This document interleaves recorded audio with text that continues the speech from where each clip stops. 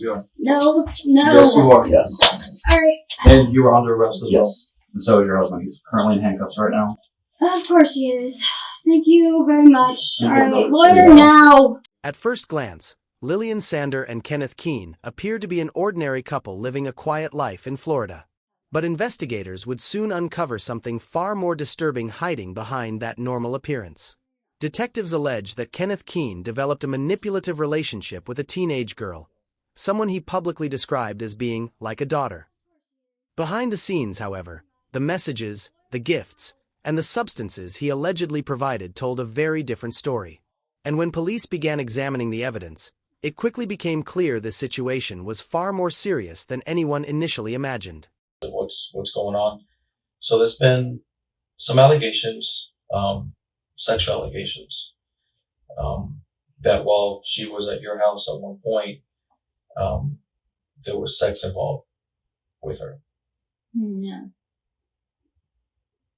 So that's what we're here to investigate, is figure out what happened that night. What all occurred between her and you or Kenny. Okay. So can you elaborate on why those allegations will come up? No. Did they come from her? Or did they come from her mother? There are allegations that we received through DCF, and it's where it talks about her being at your house. Doesn't say, it's just she was at your house on one of the nights that she stayed over. She was in y'all's room, and then intercourse started between you and Kenny, and at some point Kenny had intercourse with her. No. No. Never happened. No. It's just, this is a huge allegation. Correct. Yeah. No. Okay. Do you think why this allegation would come up? Why would this be told to us like this? The only thing I could think of would be trying to lash out at us. For what reason? I don't even know. Okay, We've done nothing but be nice to this family and help this family out and do things not for just one sibling, but all of her freaking kids. Okay. Well, what I'm saying is, she trusted in you guys. You guys got along. No issue with her, correct? So why would this allegation come up if she wanted to retaliate against you guys? I would have no idea other than that she would be mad at me for snitching to her mother about the boy she was talking to. You think that's the reason why she would? That would be the only thing I could think of. Because we've done nothing to this family. Period. No, I'm not saying the family. I'm talking about in specific. We did nothing to her either but take her in as our fucking daughter. Okay. So when she would come and stay the night, where would she sleep? She would sleep in the living room on the couch. Okay. About how many times did she spend the night? A few times. Like, the total of the times that we've known her, she stayed the night maybe 10 times at most. No more than that. Okay. And so the reason I guess it seems like it's about Kenny is because it was concerning that it feels like you were the odd one out, I guess, and I'll elaborate on that. Right. It felt like they had a communication between them that was more than just a daughter and father kind of talk, and it seemed like it was more towards them being together and you kind of being pushed to the side. So that's why I asked if you monitored those text messages, because there was some things that were kind of in question, you know? Correct. For instance, at some point, supposedly you guys were fighting, you guys were mad, and he tells her, hey, when you turn 18, I'm going to marry you, and do you want to get married? That's basically what he told her. So it seemed like it was insinuating like there was some type of relationship there. No. Not at all. No. Okay. The only thing I could think of was he was joking around. Because he is not like that. By no means. Okay. So at any time that him and Kenny were around each other, they were never alone. Where were you at? In the house with them. They were never alone together. Okay. So it's just kind of an extreme allegation for it to just nothing be occurring. So that's what we're trying to figure out, what's going on in this situation. You know, very descriptive in the room. You guys came in, you guys were having sex, and he asked her to join, and at some point she consented to join.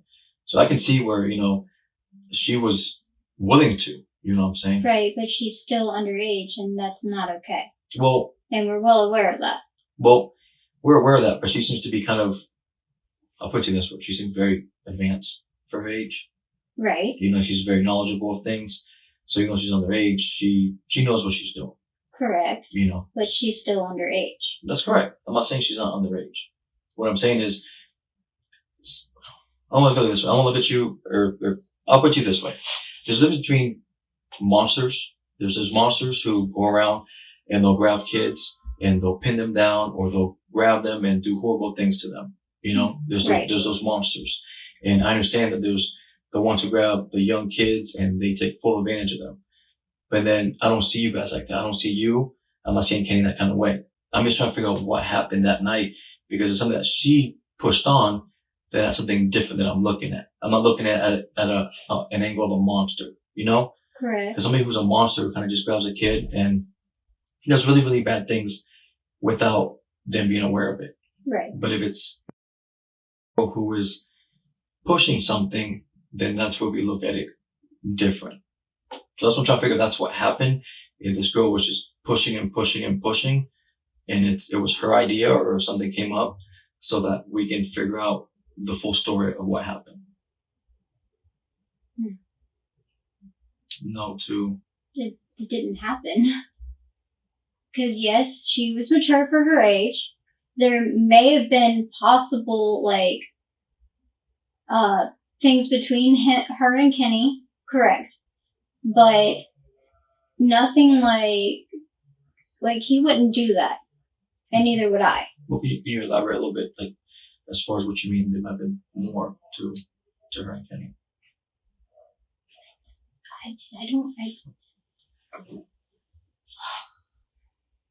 I guess it's kind of, and we'll talk here, and I kind of wanted to see if he foresaw her as his daughter, and so did I. Yes, she wasn't ours, no. And the only thing I can think of as to why he would say that he would marry her when she turned 18 is just joking around with her, so she could get out of her mom's house, or there could have been possible feelings between the two of them. I'm not saying there was, but can you kind of, so I get it, so maybe there was feelings between them. But he wouldn't do anything, him nor I would do anything unless she was 18. Does that make sense? Yeah, that makes perfect sense. But could you kind of tell me, how could you tell? So I guess there was some parts where it seemed like you were the jealous type, you were jealous of what was going on. So that's why I'm trying to figure out, I figured out quickly that maybe there was feelings for one another, because when you have feelings for one another, you don't want nobody kind of included in your circle or things like that. So how did you view their liking each other or something between them? What did you notice between them?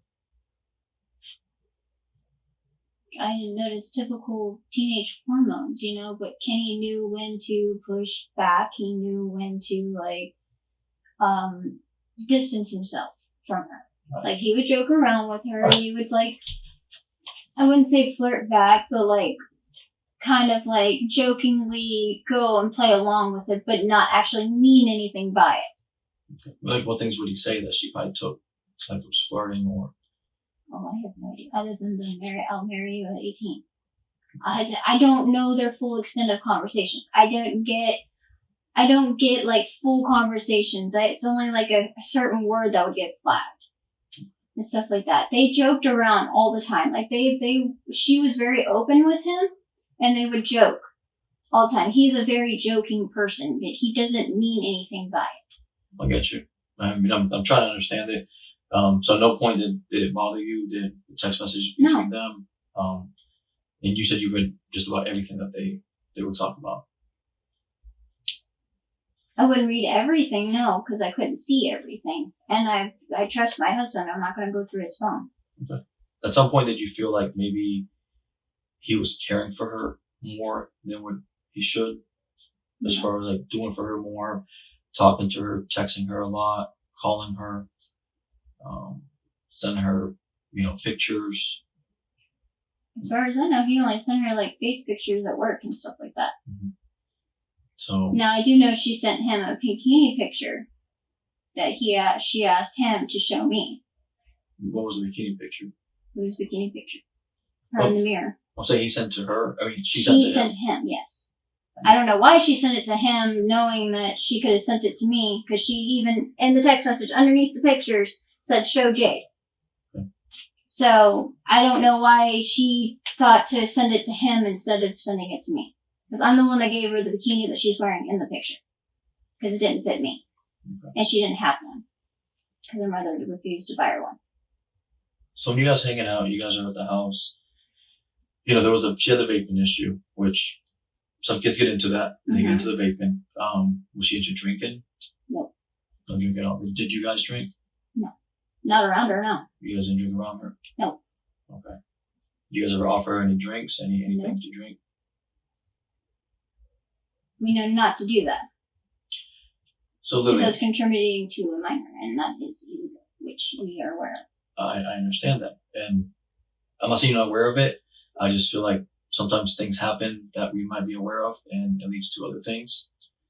So I'll show you this, and you kind of tell me what this kind of explains. I'll let you look at this, read it, and kind of tell me why would this be written on a text message. The case first came to light when the girl's mother, who had once trusted the couple, discovered disturbing text messages. Those messages suggested that Kenneth and Lillian had been communicating with the teenager in ways that raised immediate concern. According to investigators, the couple allegedly provided the girl with vapes, drugs, and other items while maintaining an inappropriate relationship with her. When authorities stepped in and began questioning everyone involved, detectives started piecing together a timeline that painted a troubling picture. And the deeper they looked, the harder it became for the couple to explain their behavior. Because I was at the hospital. But I don't want to say the context of this message of her saying that. Like, why would she be talking about sexual things with you guys? I have no idea. You have no idea why.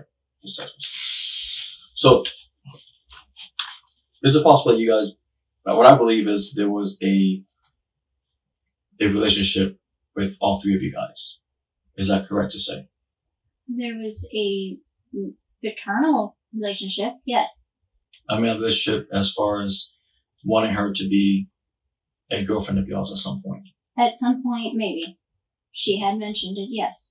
Okay. But we knew that better to wait till maybe she turned 18. Okay. And let her fully express herself. So what did she talk about when she mentioned the girlfriend stuff? The typical. We were very open to her about sexual activities. Yes. Because she was very curious. Okay. Her mother wouldn't talk to her about shit like that. So no. But we never did anything sexual to her. Or around her. We didn't let her, we didn't do any of that when she was around. Because we know better. So what you guys talk about? How would you guys express the knowledge of sex to her? How are you guys open with her? We wouldn't go into detail with anything, but Kimmy is very jokingly and very open. And isn't afraid to express, like, yeah, I got laid last night or da-da-da-da. He does it to all of his friends. Yeah. So, other than that, that's the only thing I can think of. We were not in detail with her. We weren't, like, sexual or anything like that to her. She talked about possibly those things, but nothing was going to be, like, there was a barrier, and we knew not to cross the barrier. And she, even though she would try, she knew not to cross that barrier either. Okay. And so she said basically, like, she wanted this stuff at a certain point with you guys? Yes. Okay. Like, what kind of stuff did she want with you guys at some point? She wanted basically a relationship with the three of us, pretty much. Mm-hmm. Like, she wanted to marry us one day. She would always talk about that, and everything. We just said when you're 18. Okay. So that's where most of that joking around and everything came about. And I guess because her expressing that she felt for us, she would be more open with us, and Kenny would be more jokingly and open about it and everything. So do you guys feel like you guys also, besides her being, you guys fell for her? We felt for her, correct, yes. Okay. But we knew not to do anything on those actions. Okay. So it seems like she was curious. She was Right. obviously very knowledgeable about sex and knew exactly, in her mind, and understood sex very well. So do you feel like maybe she's the one that took advantage of the situation and, possibly pushed beyond than what she should have? Elaborate on that. Like with you guys, you feel like she's the one that came up being the girlfriend, or, how did the girlfriend thing come up? She came up with that, not us. Okay. We did not, she was just, it was one day, just random question that she asked us. And we were like, well, maybe when you turn 18. And then that just kind of like sparked something in her, I guess, and she just kept bringing it up. Okay. She was very curious about it and wanted to. Did she like try to like observe you guys or sneak like her willingly wanting to watch you guys or As far as I know now. you never tried like thought of her coming around or trying to sneak up on you guys? Mm-mm. I'm trying to figure out that because it seems like it's very, very explicit of how that night occurred, about her being in the bedroom watching YouTube. They should have watched YouTube with you guys. Yes. Okay. But most of the time we were in the living room watching YouTube. Okay. So she's laying in the room watching YouTube. I think maybe there was too much to drink. There was, there was a mention of alcohol being involved. Maybe she had too much alcohol. She didn't drink at the house. She never drank anything at the house. No. Okay.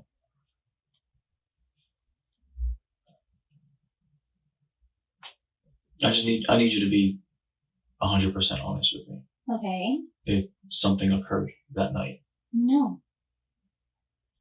Nothing occurred. Like I said, me and Kenny, we would not do that. If we had, yes, we had feelings for her, correct. But we also saw her as a daughter figure as well. Okay. But I'll put it to you in this perspective. If you have feelings for someone, it's going to be hard to not want to express those feelings. And maybe it was a mistake, but to not act upon those feelings. He didn't have sex with her. Did anything happen? No. Lillian, I don't know if you're just trying to protect everything and not say what the truth was on that night. Okay, well, you keep pushing for it. I'm sitting here telling you no. So let's look at it from this perspective. You got two little boys up there. Correct. And there's the two of you here. We have this allegation made. Right. So no matter what, it's not going anywhere. This allegation's been made. We're seeing it through to the end. So we came in here first saying that there was nothing at all ever here. We built some progress, and now we finally kind of agreed that there was a relationship that was starting to be built here. We appreciate the honesty. You come in here when this investigation first started and was apparently very upset and wanted your phone. I'm sure because, one, you did not want us to go in this phone and see some of these messages that she had sent. That wasn't the reason. I was pissed I because think the that's the mother reason. was. But Well, that wasn't the fucking reason. But let's also keep talking. So let's think about what's going to go further from here. You got those two boys out there. Right. So ultimately, at the end of the day, she's putting you two there. Do I think you're the one that's most responsible in this? No. I think Kenny is. And I think that's why, as soon as we go talk to him, he's going to tell us more about what's happening here. Don't let this girl be the reason why you go. You didn't have a big hand in it. Just because you've seen it happen doesn't mean you should go down the same way as Kenny. Those boys out there still need a mom, is what I'm trying to say. So let us give you a lifeline here. Because if you're like, you know what, fuck you guys, then there's no lifeline. We're trying to give you a lifeline right here, because we don't think you're the responsible one in this. Okay. What we're saying is that we know it happened, and like you said, like we started at the beginning, when nothing ever emotionally ever occurred between you two, we know things are happening, and you're slowly letting go about yes, okay, maybe a little bit of this, a little bit of here, a little bit there. We do find her attractive. We did agree to this future throuple relationship here. But it was like a mutual thing. It was kind of like a joke, more or less. It wasn't anything Well, the message progressing. between her and Kenny were definitely not joking. I don't know how to portray that, because obviously that wasn't between me and him. It just seems very one-sided between those two. And if it's supposed to be like this throuple relationship, I kind of would imagine you would have an equal part in this. Right. But from the way it seems very just him and her, him and her, him and her. So what I'm saying here is that you're doing everything in your power to protect Kenny in the situation because you think you're going to go down with it as well. I promise you, we are wanting you, reaching out, saying, save yourself and save the kids because this is real. This is what's happening. Okay. Just because you have text messages between him and her doesn't mean anything actually happened. When Lillian Sander sat down with detectives, investigators were less interested in dramatic confessions and more interested in small details. Because in police interviews, it's often the smallest inconsistencies that reveal the truth. Detectives carefully compared her answers to the digital evidence they had already collected, including text messages and statements from the victim. And with every new piece of information, the story the couple had been telling began to unravel. What once sounded like harmless explanations slowly started looking like something far more serious.